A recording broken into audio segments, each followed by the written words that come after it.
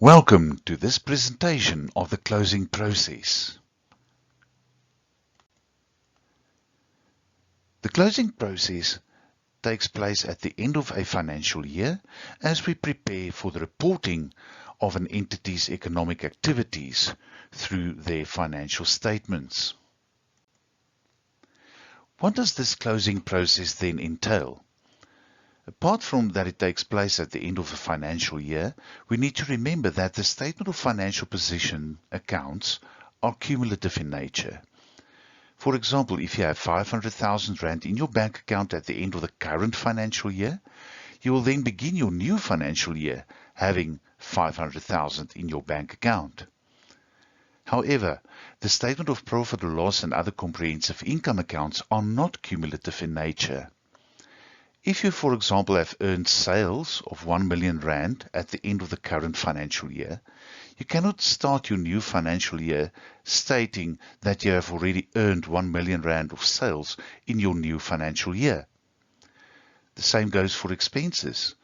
If you have incurred water and electricity of 450,000 Rand at the end of the current financial year, you cannot begin your new financial year stating that you have already incurred 450,000 Rand water and electricity in your new financial year. Income and expense accounts cannot have closing balances at the end of the year. Therefore, income must be earned from scratch and expenses must be incurred from scratch in each new financial year. You need to start those accounts on a clean slate. Did you know there are two types of statement of profit or loss and other comprehensive income? One for a service rendering entity and the other for a trading entity. Did you also know that there are two variations of the statement of profit or loss and other comprehensive income for a trading entity? The one is for entities using the periodic inventory system, and the other variation is for entities using the perpetual inventory system. Let's focus now on the formats of the statement of profit or loss and other comprehensive income. Why this statement? It contains all the income and expense accounts. So for a service rendering entity, you will see that there are no sales or cost of sales. They are only delivering a service. And therefore, we will only distinguish between income earned and expenses incurred for this entity in order for them to then compare the expenses and the income to derive at the profit that was made for the year. When we look at a statement of profit or loss for a trading entity, specifically then using the periodic inventory system, note that their cost of sales need to be calculated. We will take the opening inventory plus the net purchases plus any delivery costs on purchases less the closing inventory to determine the cost of sales. With a periodic inventory system, we do not have the cost of sales on hand each time that the product is sold, and therefore at financial year end, after we've done a physical stock take to determine what is the closing inventory, then we can use that closing inventory to help us calculate the cost of sales.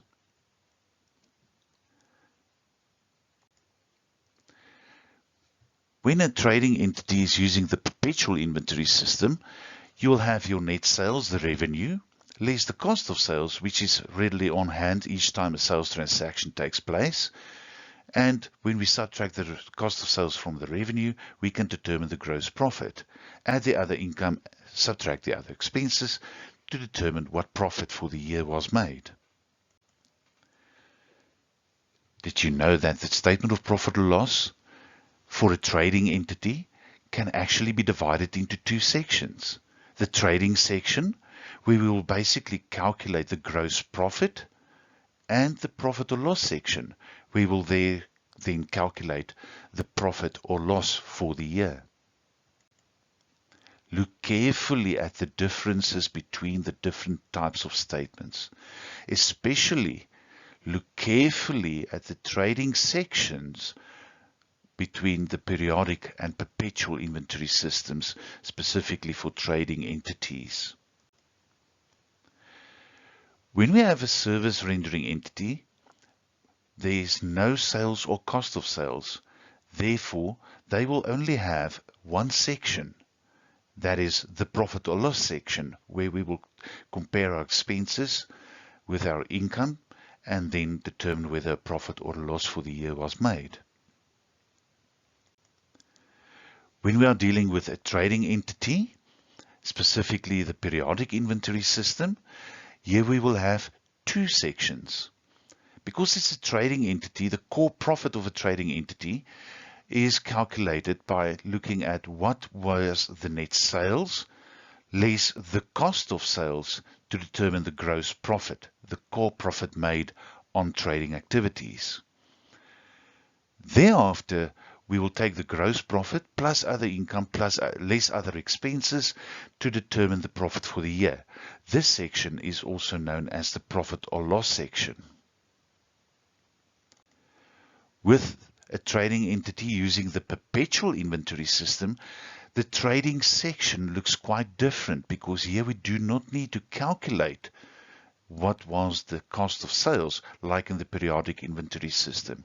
We will also have two sections, the trading section and the profit or loss section, but look carefully between the differences in the trading sections between the perpetual and the periodic inventory system. So why are the trading and profit or loss sections so important? For closing transfer purposes, all accounts that resort under the trading section must be closed off to the trading account. Because in essence, we are going to calculate the gross profit of the entity in the trading account. All accounts that resort under the profit or loss section must be closed off to the profit or loss account. So let's put this into action. For a service rendering entity, all income accounts having credit totals will be debited in order to close off to the credit side of the profit or loss account. That ensures that there are no balance remaining in those income accounts. All expense accounts will be credited. As they are having debit balances, those balance or debit totals rather, they have to be credited in order to close off to the debit side of the profit or loss account. So one can see that there is also now no balances remaining in these expense accounts. Typically in our general journal, this is how it would look like, where the income accounts would have been debited and closed off to the credit side of the profit or loss account.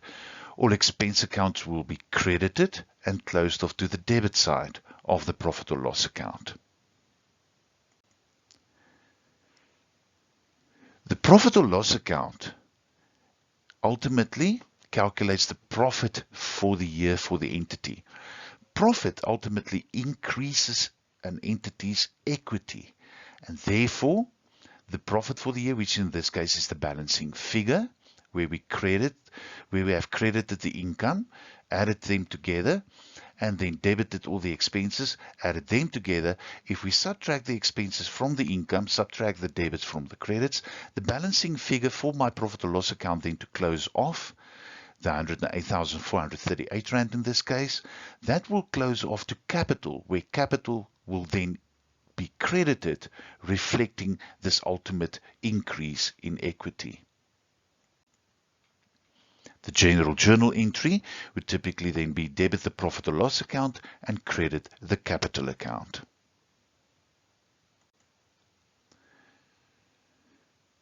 Where a trading entity is using the periodic inventory system, we first need to go and identify what accounts belong to the trading section when the periodic inventory system is in use. We will typically have sales, less our cost of sales, but our cost of sales is calculated calculated by inventory at the beginning of the year, plus the net purchases, which is basically purchases less purchases returns, plus any delivery costs on purchases, like carriage on purchases, and then less the closing inventory. All these accounts will form part of the trading section in our statement of profit or loss, and therefore these accounts need to be closed off to the trading account. Firstly, because we are dealing with net sales, our revenue is representative of our net sales, meaning it is the sales returns that now must close off to our sales account, where we will credit the sales returns and debit sales to determine in the end what net sales we will be earning. When we have determined the net sales, in this case it's going to be 1.2 million rand, this net sales must then close off to our trading account. Sales will be debited and the trading account will be credited. Now, looking at the opening inventory. Opening inventory had a balance of 100,000 Rand. That will typically appear as part of our assets on the debit side of the inventory account. We now need to take this opening inventory and credit the inventory account in order to close it off to the trading account. So now the trading account will have on the credit side the sales of 1.2 million and on the debit side the opening inventory of 100,000 Rand. We also need to take into account the net purchases that need to close off to our trading account. Net purchases is, of course, the purchases less the purchases returns. This means that we need to close off our purchases returns, in this case having a total on the credit side of 80,000 Rand, debit the purchases returns, and then credit the purchases itself. So now the cost that we have incurred in terms of purchases is reduced by the purchases returns of 80,000 Rand. The net purchases will then be closed off to the trading account. For the purchases account to close off, they must have the same totals on both the debit and the credit side. So on the credit side, the balancing figure of 120,000 Rand, that is representative of the net purchases, and then we will debit that into our trading account, and now our purchases account has been closed off. Any other cost which we incur in order to get the goods to our entity, whether it's freight on purchases, whether it's carriage on purchases, whether it's import duties, each of those accounts will have a debit total, as it was treated like an expense, decreasing equity on the debit side. Now, in order to close off the account, we need to credit the freight on purchases or carriage on purchases or import duties. And after we've credited that carriage on purchases account or import duties or freight on purchases, it now need to be debited in the trading account in order to do the closing transfer. So in our trading account now we already have the sales that has been closed off on the credit side, our opening inventory on the debit side, the purchases, net purchases of 80,000 Rand, and now our carriage on purchases. The closing inventory also need to close off to the trading account. In the periodic inventory system, we need to do a physical stock take and say that, okay, here is now the actual inventory remaining in my storeroom. Remember that when I purchased those inventories, I've recorded the purchases in the purchases account according to the periodic inventory system. So now I need to recognize the inventory on hand as part of my assets at the end of the financial year. This entails that I now need to record the closing inventory by debiting the inventory account, and now my contra account will be the trading account. So the inventory account must be debited and the trading account will be credited with the closing inventory at the end of the financial year after the stock take was done. So in the end, my trading inventory serves as the contra account for all the closing transfers of the accounts belonging to the trading section in my statement of profit or loss. We can now see on the credit side that we have the sales and the closing inventory. On the debit side, we have the opening inventory, the purchases, the carriage on purchases. And for the trading account to close off, no balance can be remaining. The debit side and the credit side must be equal to one another, and the balancing figure in this case will now be the profit I have made on my trading activities, meaning my gross profit. That is now going to be credited in my profit or loss account. My profit or loss account is then basically an equity account that will increase on the credit side and decrease on the debit side. Therefore, the gross profit is credited in the profit or loss account. Now, moving more into my profit or loss account, after I've taken the gross profit into account, I need to remember that all other income accounts must close off to my profit or loss account. Therefore, all other income accounts must be debited, and it will be credited in my profit or loss account. All my other expense accounts also need to close off. All my other expenses have debit totals. Those expense accounts, each of them must now close off, meaning credited, and they will be taken to the debit side of the profit or loss account. So my profit or loss account reflecting equity, I've got my gross profit, my rent income, my interest income, all incomes earned on the credit side as it increases equity, but on the debit side I've got all my expenses that were closed off to the profit or loss account.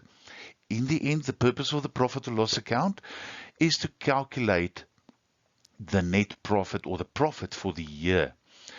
And ultimately, that profit for the year will increase my equity. Therefore, the profit or loss account must be closed off to the capital account. This balancing figure is after I've taken all my credits added together, less all the debits. And for the debit side then to be equal to the credit side, the balancing figure will be my profit for the year.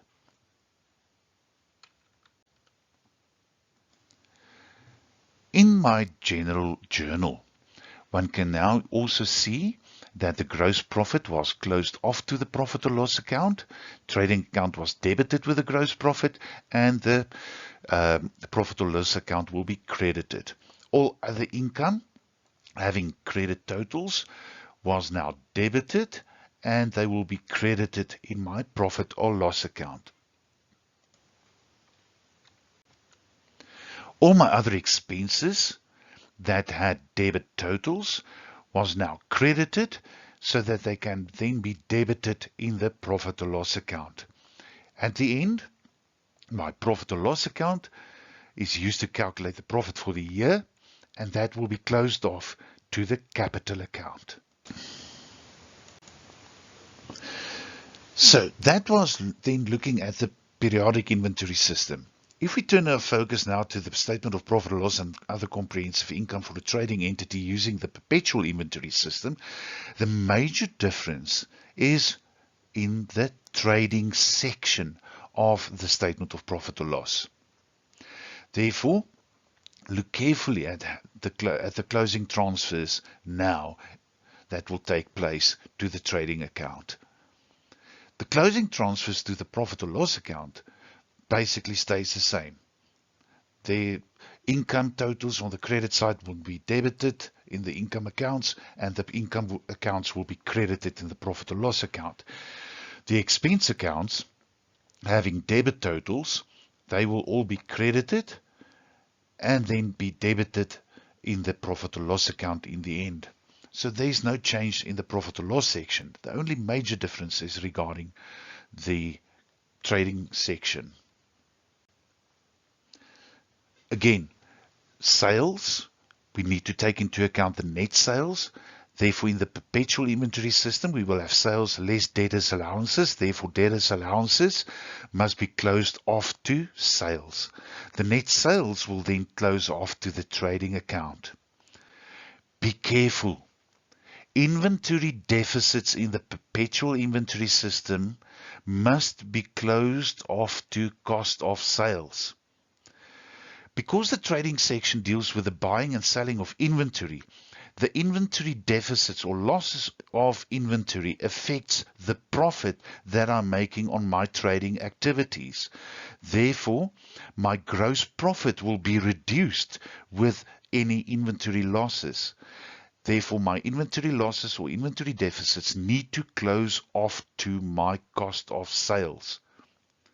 The cost of sales then need to close off to the trading account.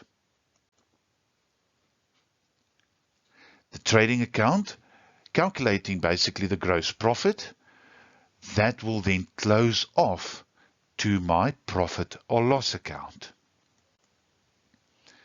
The post-closing trial balance is done after all the income and expense accounts have been closed off. Then the accounts that will be remaining having balances will only be the statement of financial position accounts.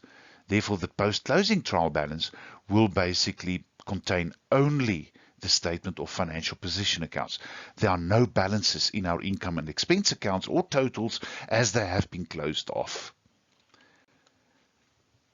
So when looking at a post-closing trial balance, this is as per question 9.1c.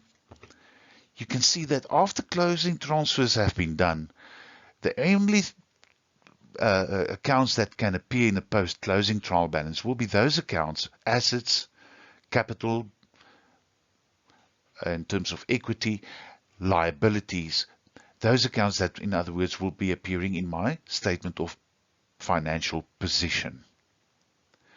Ladies and gentlemen, please try and do the closing transfers of question 9.1 in the General Journal, Part A, and then the posting to the General Ledger in Part B.